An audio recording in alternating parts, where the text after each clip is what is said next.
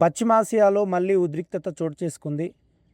ఇరాన్కు చెందిన గోరుక్ కేష్మ్ దీవులలోని radar, drone నియంత్రణ కేంద్రాలపై అమెరికా ఈ వారాంతంలో ఆత్మరక్షణ దాడులు జరిపినట్లు తెలిపింది. టెహరాన్ దురాక్రమణ చర్యలకు ప్రతిస్పందనగా ఈ కొత్త దాడులు జరిగాయని యుఎస్ సెంట్రల్ కమాండ్ పేర్కొంది. ఈ కాల్పుల విరమణను పొడిగించడానికి, హర్ముజ్ జలసంధిని తెరవడానికి ఇరు దేశాలు శాంతి ఒప్పందంపై చర్చిస్తున్న తరుణంలో ఈ దాడులు జరిగాయి. అంతర్జాతీయ జలాలపై ప్రయాణిస్తున్న ఒక అమెరికన్ MQ-1 ప్రిడేటర్ డ్రోన్ను ఈ వారాంతంలో కూల్చివేతకు ప్రతిస్పందనగా ఈ దాడులు జరిగాయని అమెరికా తెలిపింది. కాగా అమెరికా దాడిలో ఇరాన్ వైమానిక రక్షణ వ్యవస్థలు, ఒక గ్రౌండ్ కంట్రోల్ స్టేషన్, 2 వన్-వే అటాక్ డ్రోన్లపై ధ్వంసం అయ్యాయని, ఆ దాడుల్లో ఏ అమెరికా సైనిక సిబ్బంది కూడా గాయపడలేదని సెంట్రల్ కమాండ్ తెలిపింది. హర్ముజ్ జలసంధి సమీపంలో ఇరాన్ డ్రోన్ ఆపరేషన్ను లక్ష్యంగా చేసుకుని అమెరికా సైన్యం దాడులు చేసిందని వాషింగ్టన్ అధికారి ఒకరు చెప్పిన దానికి ప్రతిస్పందనగా ఇరాన్ ఒక అమెరికా వైమానిక స్థావరాన్ని లక్ష్యంగా చేసుకోవడంతో గత వారం కూడా ఇరు దేశాలు పరస్పరం దాడులు చేసుకున్నాయి. సిరిక్ ద్వీపంలో ఉన్న టెలికాం టవర్పై అమెరికా దాడికి పాల్పడిందని, దీనికి ప్రతీకగా అమెరికా దాడికి వాడిన ఒక వైమానిక స్థావరాన్ని ఇరాన్ దళాలు లక్ష్యంగా చేసుకున్నాయని ఆ దేశ సైన్యం ప్రకటించింది. ఇదిలా ఉండగా సోమవారం తెల్లవారుజామున తమ వైపు వస్తున్న డ్రోన్, క్షిపణి దాడులను అడ్డుకోవడానికి తమ వైమానిక రక్షణ దళాలు కాల్పులు జరిపినట్లు కువైట్ తెలిపింది. కాగా కువైట్పై జరిగిన దాడికి వెంటనే ఎవరు బాధ్యత వహించలేదు. అయితే ఈ దాడిని ఇరాన్ లేదా ఇరాక్లోని ఇరాన్ మద్దతు గల షియా మిలీషియాలు చేసి ఉండవచ్చునని భావిస్తున్నారు. ఇరాన్ యుద్ధ సమయంలో ఈ రెండు దేశాలు కువైట్పై అనేక దాడులు చేశాయి.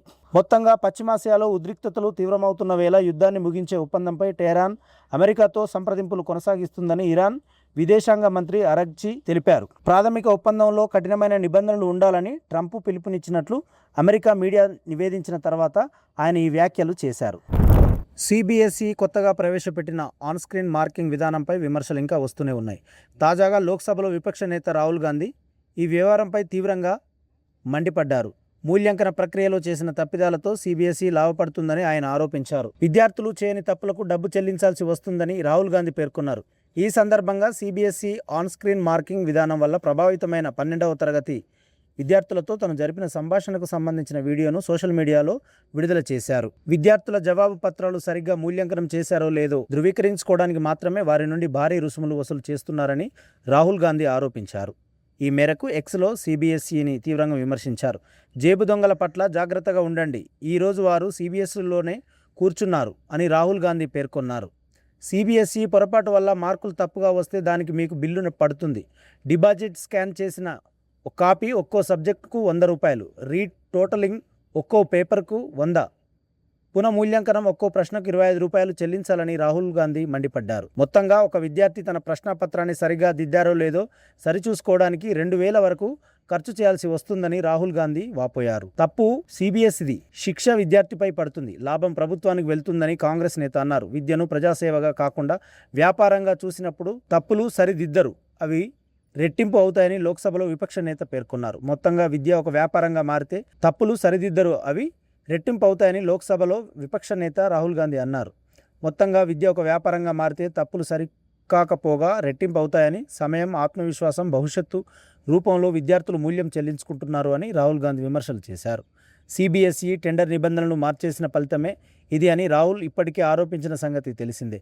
వాస్తవానికి 300 DPIతో ఆటోమేటిక్ రోబోటిక్ స్కానర్లను ఈ పరీక్షా పత్రాల స్కానింగ్కు వినియోగించాల్సి ఉండగా ఆన్సర్ షీట్లను మొబైల్ ఫోన్ సహాయంతో స్కాన్ చేసి తప్పిదాలకు పాల్పడ్డారని ఆయన ఆరోపించారు. దీనివల్ల విద్యార్థులు బాధితులుగా మారారని ఆందోళన వ్యక్తం చేశారు. పరీక్షల నిర్వహణలో యంత్రాంగం వైఫల్యం విద్యార్థులను, వారి తల్లిదండ్రులను కలవరపరుస్తుంది.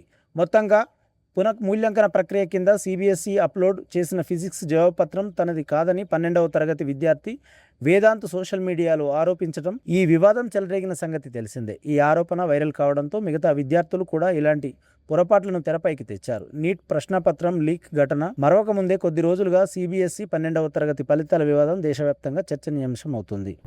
కార్మిక సంఘాల ఎన్నికల తర్వాతే ఆర్టీసీని ప్రభుత్వంలో విలీనం చేస్తామని తెలంగాణ రవాణా శాఖ మంత్రి పొన్నం ప్రభాకర్ తెలిపారు. గుర్తింపు పొందిన TGSRT ట్రేడ్ యూనియన్ ఎన్నికలు త్వరలో జరుగుతాయని, ఎన్నికైన ప్రతినిధులతో సంప్రదింపులు జరిపిన తర్వాతే ఆర్టీసీని ప్రభుత్వంలో విలీనం చేసే ప్రక్రియ చేపడతామని ఆయన పేర్కొన్నారు. విలీన ప్రక్రియలో ఎలాంటి వివాదాలు, ఆటంకాలు తలెత్తకుండా ఉండేందుకు అన్ని జాగ్రత్తలు తీసుకుంటున్నామని, ఉద్యోగులు ఎలాంటి అపోహలు పెట్టుకోవద్దని మంత్రి కోరారు. ఆర్టీసీ ఉద్యోగులకు సంబంధించిన అన్ని సమస్యలను పరిష్కరిస్తామని ఆయన హామీ ఇచ్చారు. తమ వద్ద ఉన్న అపోహలను తొలగించుకోవాలని ఉద్యోగులకు సూచించారు. ఉప ముఖ్యమంత్రి నేతృత్వంలో 5 మంత్రులు, సీనియర్ అధికారులు, 40 మంది ఆర్టీసీ ప్రతినిధులతో చర్చలు జరిపినట్లు, ఫలితంగా ఉద్యోగులకు 11% వేతన సవరణను మంజూరు చేసినట్లు మంత్రి తెలిపారు. పరిశ్రమలు, శాసన వ్యవహారాల శాఖ మంత్రి దుద్దిల శ్రీధర్ బాబు, ప్రభుత్వ విప్ విజయ రామారావులతో కలిసి మంత్రి పొన్నం ప్రభాకర్ పెద్దపల్లి జిల్లా కేంద్రంలో ప్రతిపాదిత బస్సు డిపో స్థలాన్ని పరిశీలించారు. ఆర్టీసీ బస్సు డిపో నిర్మాణాన్ని వేగవంతం చేసేందుకు చర్యలు తీసుకుంటున్నట్లు రవాణా శాఖ మంత్రి ప్రకటించారు. ఈ సందర్భంగా పొన్నం ప్రభాకర్ మాట్లాడుతూ ప్రభుత్వ విప్ విజయ రామారావు, సీనియర్ మంత్రి శ్రీధర్ బాబు అభ్యర్థన మేరకు ముఖ్యమంత్రి రేవంత్ రెడ్డి పెద్దపల్లికి ఆర్టీసీ డిపోను మంజూరు చేశారని తెలిపారు. బస్సు డిపో పనుల్లో కొంత ఆలస్యం జరిగినప్పటికీ ప్రక్రియను వేగవంతం చేసి త్వరగా ప్రారంభించేందుకు ఇప్పుడు చర్యలు ప్రారంభించినట్లు ఆయన పేర్కొన్నారు.